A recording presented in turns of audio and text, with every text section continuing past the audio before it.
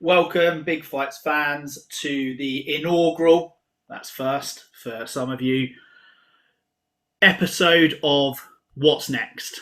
So, what's next? I'll give you a little breakdown. It is the breakdown of the fights that have happened and what I would like and what the Big Fights fans would like to see after the event. Whether that be a fight night, whether that be a pay-per-view, we will break them down and we will discuss who we think is a good matchup for the fighters on the main card of whatever fight night, pay-per-view, etc. has happened that weekend. We've let the dust settle on Cannonier versus Gastelum, and we'll be breaking down the main events or the main card from that event and talking about who we think should match up. We'll get straight into it then. Jared Cannonier versus Kelvin Gastelum. To be fair, we picked Kelvin to win this. However, Cannonier proved that he is the business and had the sound beating of Kelvin. Whether the mess up with Kelvin's weight cut had anything to do with how he, how he fought. This is not to say that Kelvin is bad. It just wasn't his night, and Cannonier got the win.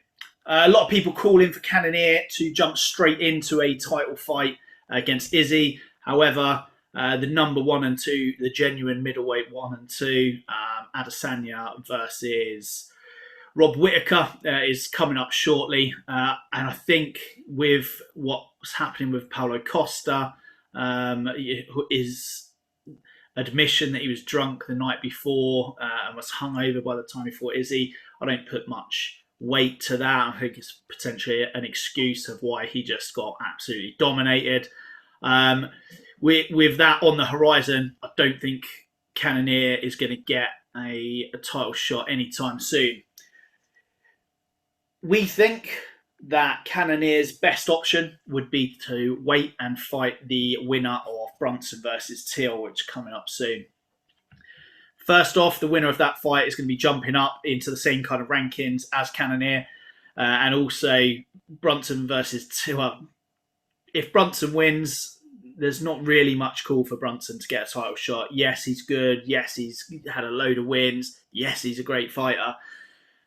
But it's not just about fighting, it's about entertainment as well. And Darren Till, if he gets that win, that's the fight to make. Okay, Cannonier versus we'll say the winner of Brunson versus Till. However, if Till wins that, that's 100% the fight to make. And that could easily work its way into being the next title shot after Adesanya versus Whittaker. Next up then, in the lightweight division, Mark Madsen had the beating of Clay Guida. We thought that he would make it look easier than he did. However, I liked the Guida that turned up for that fight. It gave Mark Madsen a real challenge. Guida was rolling back the years and performed admirably well for someone that everyone is considering a veteran and should retire. Not me. I think that he should be fighting as long as he wants to fight for. While he's still competitive, why not? Madsen's a hard one because we don't really know how good he is. He had that 18-month layoff and then has jumped straight back in against an absolute veteran in Clay Guida. I still want him to move up the rankings, and he has done from that win. I was looking at someone like, to be honest, I was looking at Vince Michel, who had a good win on the card as well. However, I think Drew Dober is the fight to make. Okay, Drew Dober, again, tough. He's, got some great wins under his belt. He is what you'd consider a veteran. He's had a lot of fights in the UFC. He's coming off potential fight of the year contender for 2020. And I just believe that would be a great test for Madsen. I know Madsen called out Gregor Gillespie and Kutaladze. Gregor Gillespie is way too high up the rankings and has put way too much effort in for Madsen to jump all the way up into the top 10. But I think Drew Dober will provide a good test for him, and I think that that's the fight to make. Next up in the heavyweight division, the big boys, we have Parker Porter, who had a really good win against Chase Sherman. Not one that we picked. We thought that Chase Sherman would come out and box Parker to pieces, to be honest. However, Parker Porter showed that he is meant to be there and had the beating of Chase Sherman. This was an easy one for us. Looking around the rankings in a similar sort of area, knowing that Parker Porter wants to get up there into the top 10, we have picked out Blagoy Ivanov. Two reasons for this. Ivanov, again, is going to stand there and bang, so it'll be a great fight. Secondly, Ivanov is on a 1-2 skid, if you like. However, those losses have come against Augusta Sakai and Derek Lewis, and no shame in losing to either of those guys. But Ivanov, on the small side, he's a shorter guy, same as Parker Porter is. I think it'll make a good fight. Again, it'll be a barn burner, and again, I'm going to imagine someone's getting knocked out in that fight, so it'll be a good one for the fans to watch. Next up, the Bantamweight Division. The who's who, the deepest division we believe in the whole of MMA. The UFC Bantamweight Division is absolutely stacked. Kakramanov stepped in short notice when he beat Trevin Jones. No one really knew what Kakramanov was going to be like. That was his debut. He, like I said, stepped in at short notice, proved that he can hang with the UFC elites. And, performed really well. He performed really well, got the win over Jones, looked like it was a fairly easy win. Okay, this is without him having even a full fight camp, potentially. I want to see him step up. I think that Kakramanov could potentially jump up a lot further than what he is. However, I don't want to push him up too high. I still think that these prospects are getting pushed, way too quickly. I believe Davy Grant from the UK. Okay, so big up Davy Grant. Okay, from up Newcastle way, County Durham, I believe, is the fight to make. Two reasons for this. Davy Grant has really turned it around. He was on a great streak until unfortunately Marlon Vera put a stop to it. But Davy Grant is a great fighter. He's tough. He's durable as hell. He is tough. And he will give Kakramanov a real test in heart and grit.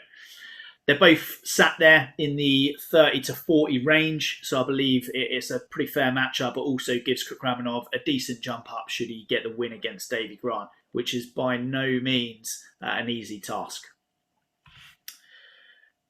Back to the lightweight division, where we saw Vince Pichel beat Austin Hubbard.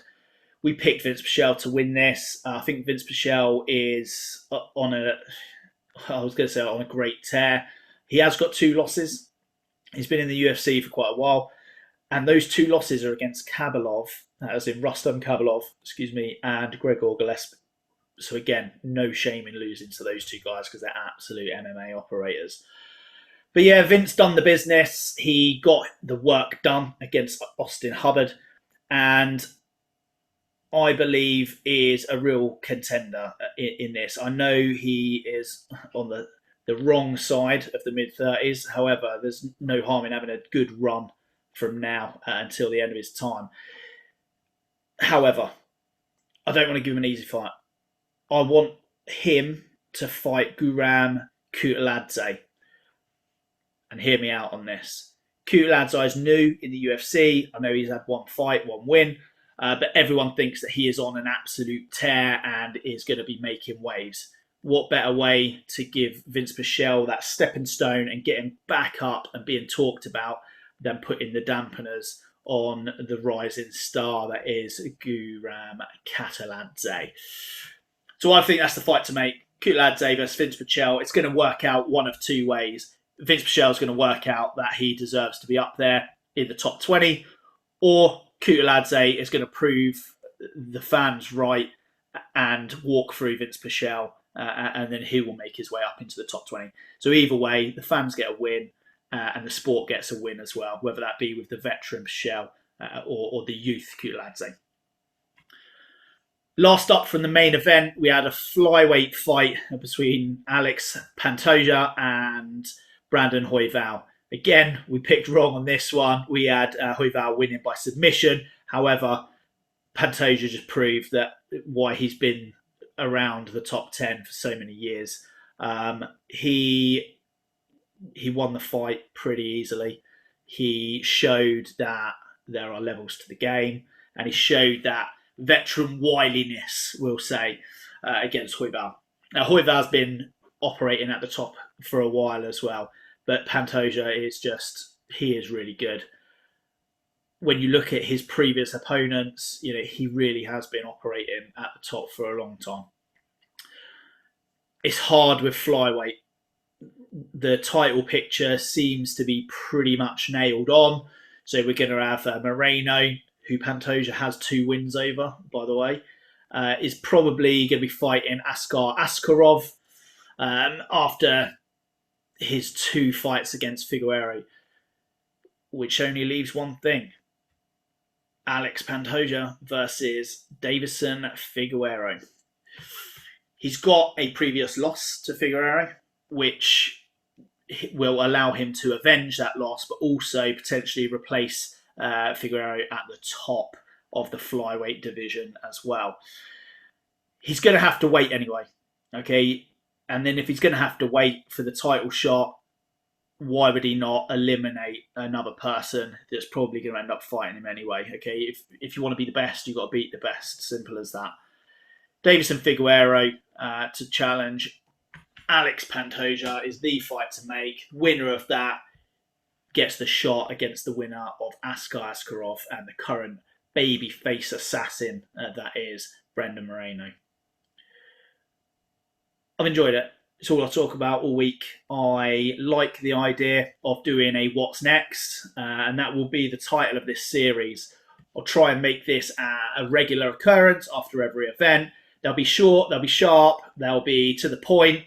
Please, if you feel like I've got any wrong, comment, send me a message, send me an email. All is underneath. YouTube, like, subscribe, get the notifications sent, and you will be fully up to date with what we believe are the fights to make. If you're on TikTok, again, watching this on TikTok or any other social media platform, again, head yourself over to the YouTube channel and be kept up to date with everything that we are talking about here at Big Fights Fan. First episode, under our belts, out of the way. Let us know what you think. Let us know if you feel it's something you want or you feel like you don't really want to know it and you're just going to let the UFC matchmakers do what they do. If you want me to send these matchmaking tips into Dana White, not an issue. I'll post that underneath. Okay, if enough people want me to do that, I'll message him on Instagram and I'm sure he'll listen and speak to the matchmakers over there. Okay, from us at Big Fights Fan on What's Next, out.